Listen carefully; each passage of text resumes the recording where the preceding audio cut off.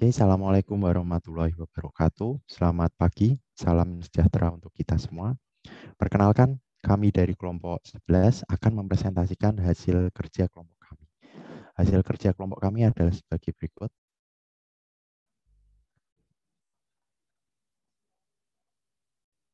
Kelompok kami membahas materi yaitu integral fungsi kompleks, terkhusus di bagian teorema Cauchy-Gorsat dan teorema Anulus.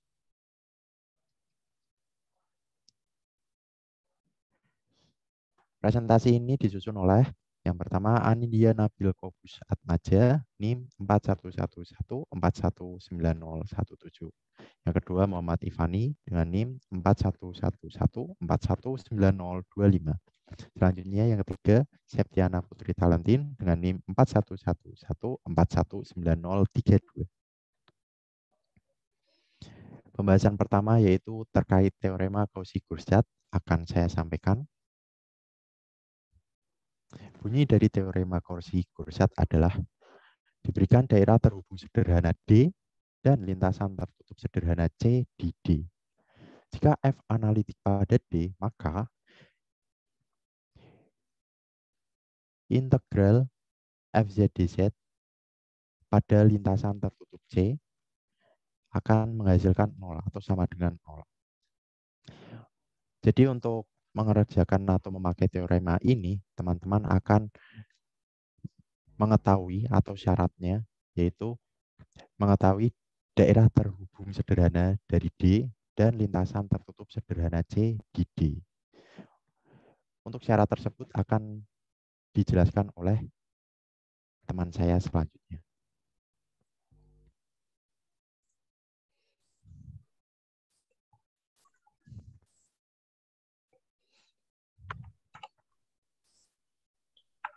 Baik, selanjutnya akan saya jelaskan mengenai simply connected domains atau domain terhubung sederhana. Sebuah domain D dikatakan sederhana atau simply connected apabila setiap kontur tertutup sederhananya pada domain D membungkus semua titik hanya pada domain D.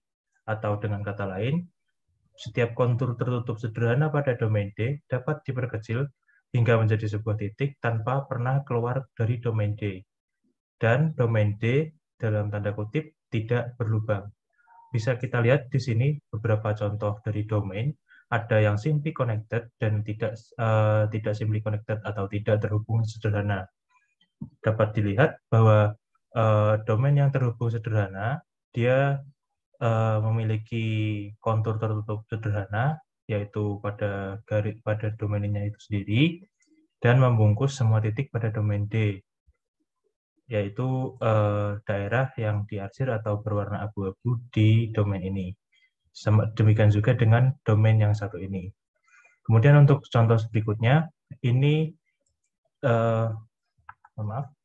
tidak termasuk dalam kategori domain terhubung sederhana karena kedua domain ini terpisah, sehingga dia tidak terhubung atau tidak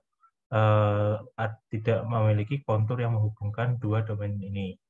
Kemudian contoh selanjutnya tidak terhubung sederhana karena ada sebuah lintasan tertutup sederhana yang bukan merupakan anggota dari domain D atau tidak berada di domain D.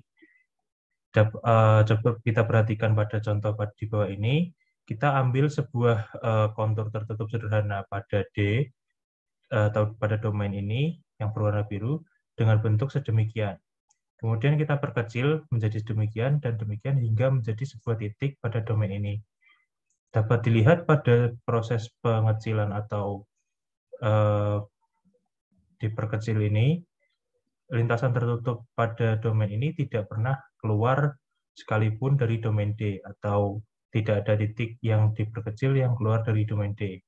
Sehingga dapat dikatakan domain berwarna biru ini atau domain D ini itu terhubung sederhana atau simply connected.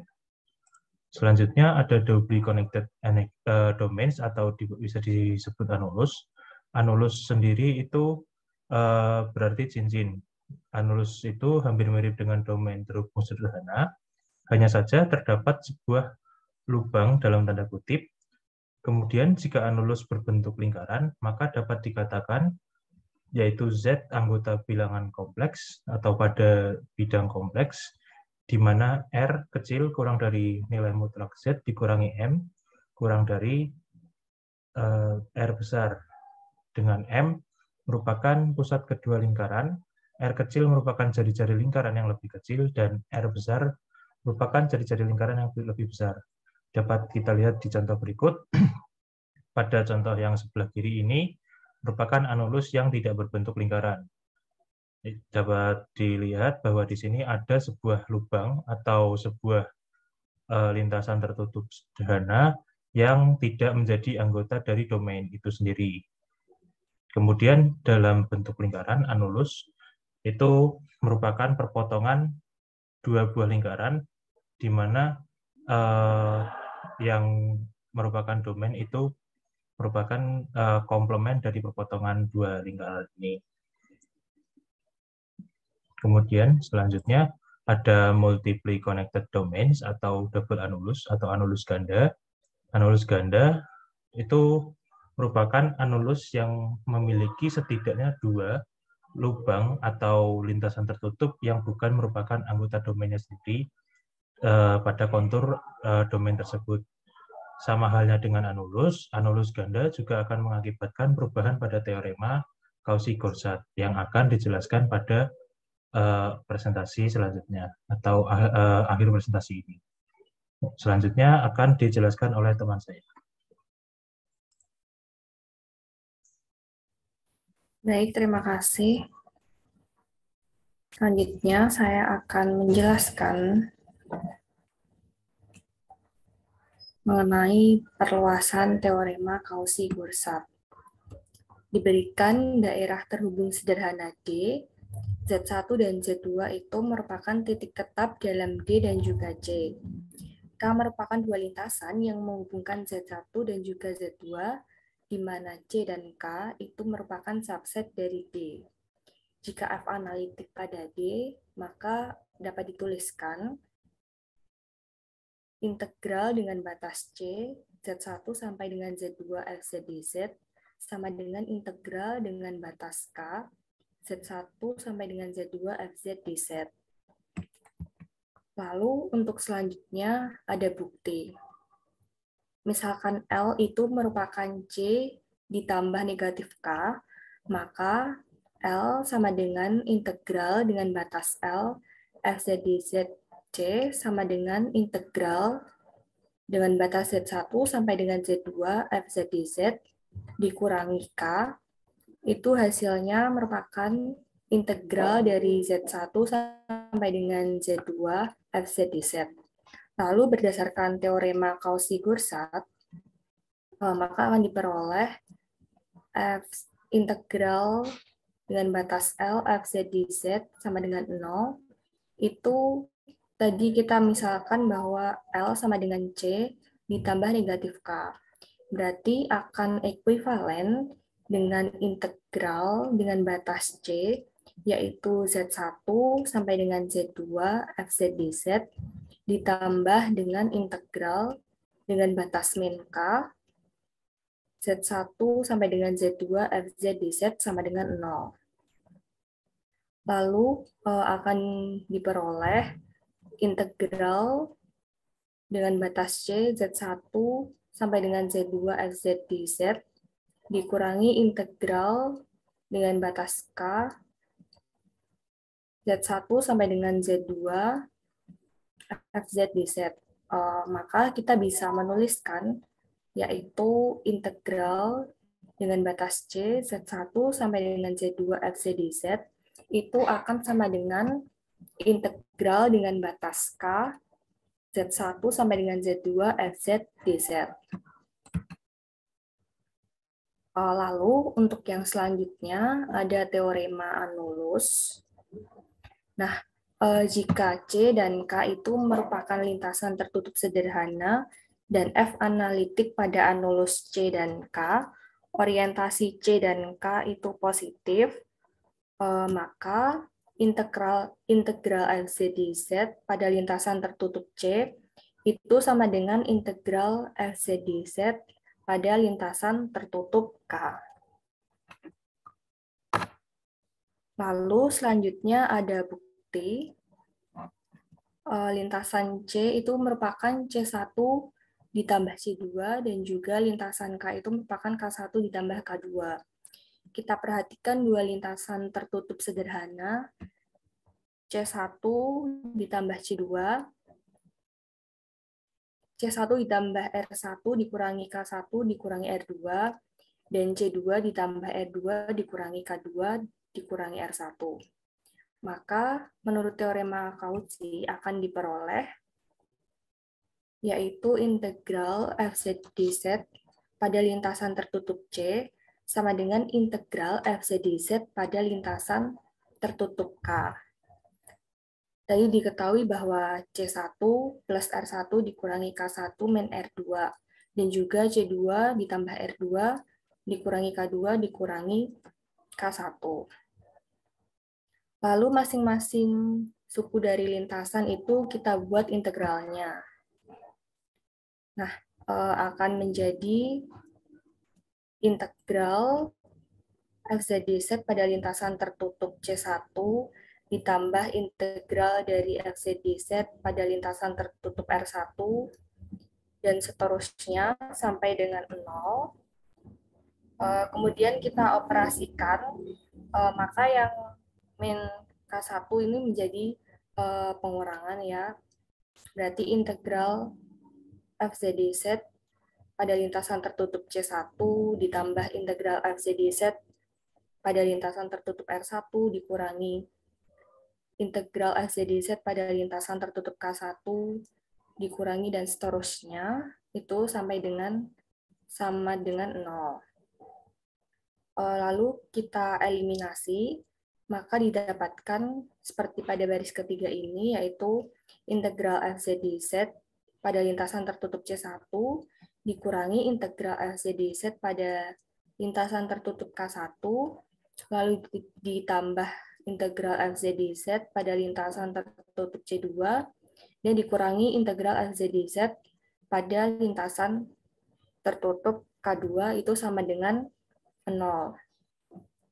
Lalu integral tertutup dengan batas K1 dan juga K2 kita pindah ruaskan, sehingga menjadi baris keempat seperti ini. Lalu maka akan diperoleh hasil akhirnya yaitu integral FZ/dZ pada lintasan tertutup C itu akan sama dengan integral FZ/dZ pada lintasan tertutup K. Untuk selanjutnya akan dijelaskan oleh rekan saya.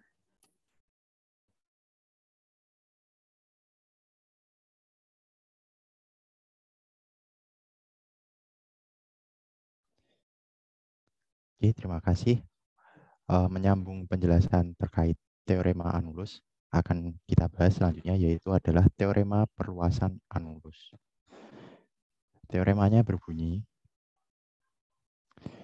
diberikan C, K1, K2, sedemikian hingga Kn, N sama dengan N plus 1, merupakan lintasan tertutup sederhana.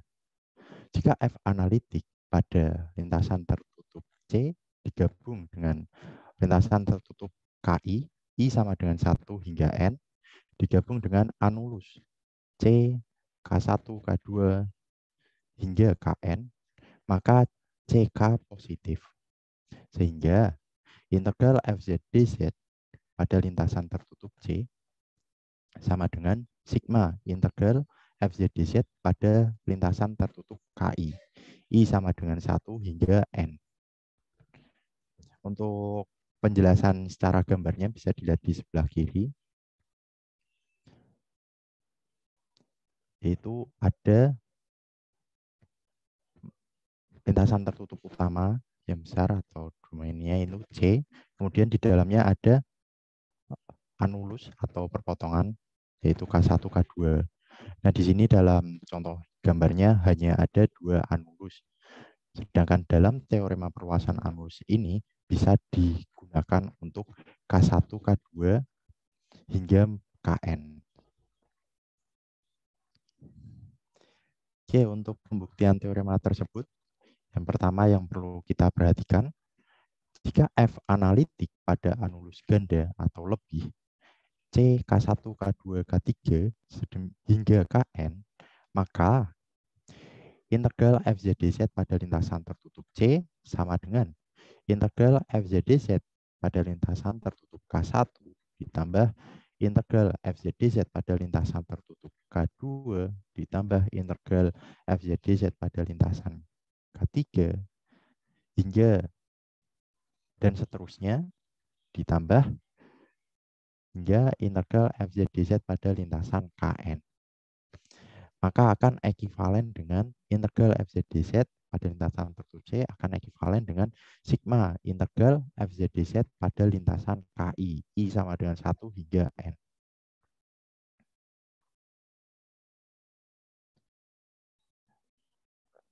Oke, sudah cukup. Terima kasih atas perhatiannya teman-teman.